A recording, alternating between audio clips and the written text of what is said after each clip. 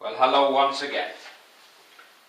This is me, Leonard, broadcasting as usual from HASLINGDEN, 30 miles or 50 kilometres due north of Manchester, on Saturday the 29th of October 2011. Don't forget to put your clocks back tonight. Of course, by the time you see this, it may be too late. This is part 33 of my series, The United States of Europe. And in this episode, and a few more to come, I'm looking at a hodgepodge of countries which may down the road come into the European Union. Today, we're looking at Azerbaijan. Well, it's only just still on the map, so far away. Well, it's right on the... In fact, it splits the intellectual border of Europe, Russia. Well, I don't believe in these intellectual borders and things. Now, Azerbaijan is a fascinating country. Capital Baku, really modern and up-to-date country. Population roughly 9 million, and in area roughly the size of Belgium. Quite a wealthy country because it's got enormous resources of oil and gas in the country itself and under the sea. And at the beginning, in fact, in the 19th century, Azerbaijan had the first oil well ever drilled in the world, at least drilled by machine. Other oil wells had been drilled by hand. But going back into history, oil used to seep up out of the ground, and there would also be gas escapes, and the Zoroastrians would light these, and they would become a kind of shrine to light because they believed in a god of light. If you think about it, I suppose there's a lot of sense in it, because today oil for many people has become a kind of god on this earth. So important is it. Recently, well, in more modern times, let me say, being situated where it is, it came under the influence of Iran. It was ruled by Iran at one time, by Turkey, and by Russia.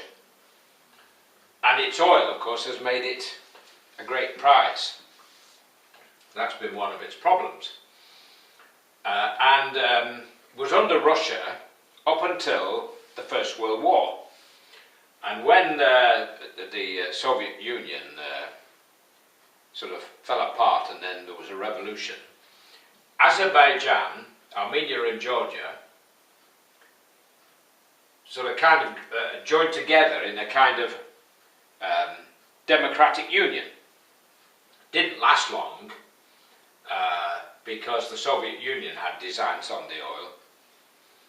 And Azerbaijan withdrew in 1920 approximately and announced that it was now a democratic republic, the first Islamic democratic republic in the world.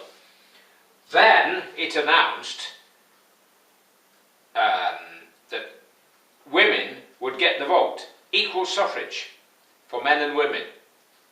The first in the world, before the United Kingdom and before the United States. So we're not so far ahead. Anyway, of course, 1920, the Russians said, we want it. We need the oil. Lenin said that. And they took it over.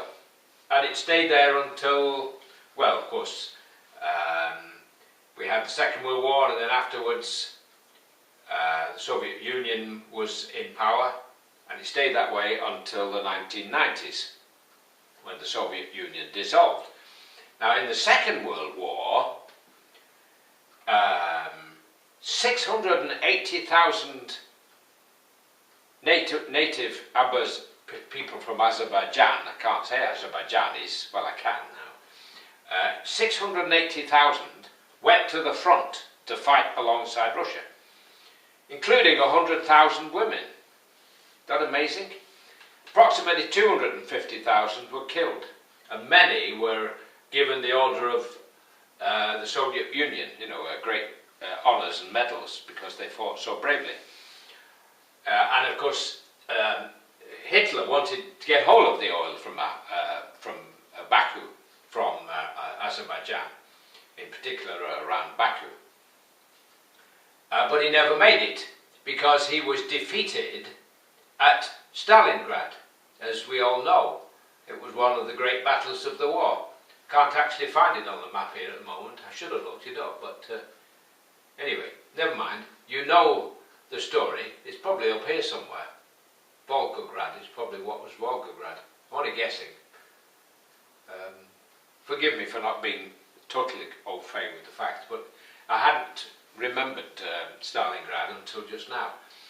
So that prevented the Germans getting all the way down to take the oil fields. Since the war, it's become independent since 1991. When it became independent, it is a democratic country. Now there is an oil pipeline which goes through Georgia into Turkey to the Turkish port of, I think it's KN.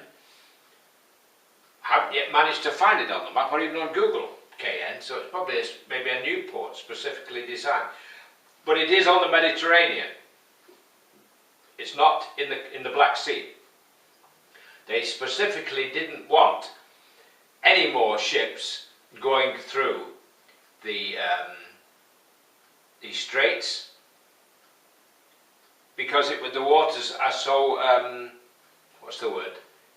so busy, so much traffic is going through. They didn't want any more, so they built this pipeline so tankers can take the oil now straight off,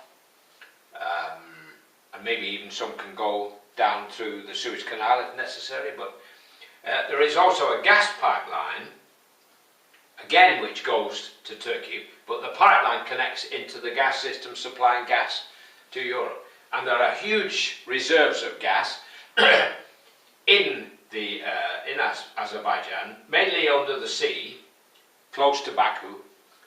Very good-looking city if you look at some of the photographs. I've never been there, but one day I'd like to.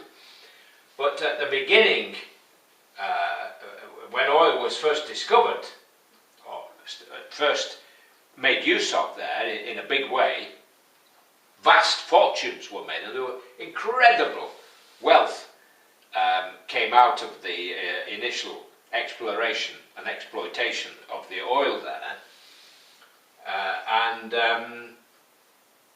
It was great success. Great success. By the beginning of the 20th century, I think I said earlier, half the world's supply of oil came from Azerbaijan. Half the world's supply.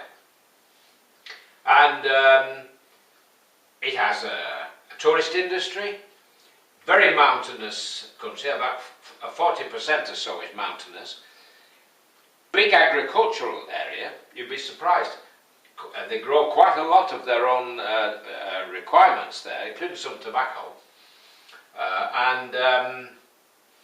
Baku itself is not only an oil centre, it's a big port on the Caspian Sea. Of course, not much you can do in the Caspian Sea, there's not very many places you can go to, but nevertheless, maybe one day there will be a canal built through. If we can just have a United States of Europe, that might one day be a project that we can undertake. So they can go all the way from the Caspian, all the way through the Black Sea and out into the world. Amazing. What can be done on a big scale? When you can think big, not in small units, small packets. I mean, the government in London likes to think we punch above our weight and how powerful we are. But actually, compared to the EU, we are nothing. The combined GDP of the 27 countries currently comprising the EU is almost the same as the United States and China combined. You're never told that by these Eurosceptics. They like to poo-poo it all. And I'm one of the few who says we ought to be in the euro. If we had been in the euro, the present situation may not have arisen, because our financial expertise would have been a great help in organising these things. And this is one of the reasons why we have problems at the moment, because we're still thinking small, not thinking as one unit, working together as one unit. What wonderful possibilities await us. We've had 2,000 years with nothing but war, killed 100 million people in that 2,000 years, most of them in the 20th century, and we have the prospect of 2,000 years ahead of peace. What wonderful things we can achieve. Just imagine if we all had one currency like the United States, how easy everything would be. One open market with Schengen allowing us all to move around without having to show a passport, with the same currency, so we don't get fleeced by all the banks every time you change money, and so on and so forth. And hopefully one day, many, having learned English, maybe we could all learn to use one language. If there's one thing England has done for the world, or Britain has done for the world, is give them a great language that's very useful in technology. Now, I'm getting slightly sidetracked here and I'm waffling on. I know you people prefer short talks, because listening to an old goat like me can be a bit tiresome. If you find it sends you to sleep, let me know and I'll market it as a sort of nightcap kind of thing, you know, a sort of sleeping pill. Well, that's Azerbaijan, fascinating country. There's still this problem between Armenia and Azerbaijan, because what happened was some of the territory of Azerbaijan had a lot of people who were native Armenians, and they wanted to be part of Armenia. So they sort of announced that they were becoming part of Armenia. So this started a war with Azerbaijan. This has caused all kinds of problems, because the Russians have shut down some of the entry points into these countries. You know, they always complicate things, the Russians. You know, it's as if they've got huge big feet and they can't help treading on people. Have you thought about it that way? So there we have it. That's Azerbaijan. In the next talk, or the next one or two of the next talks, I will include Georgia, and I will include Belarus, Moldova, and one or two more of these Balkan countries. So I've got a few more to go, and then they will all be out on our website, www.useurope.eu. That'll be our website. Just a basic information website about the EU, with a link to each of the countries, taking you to my little broadcasts on each of those countries. So I'm going to close now, otherwise we'll be running out of weekend. God bless while it's still legal in the UK to say God bless. Take care. Bye for now.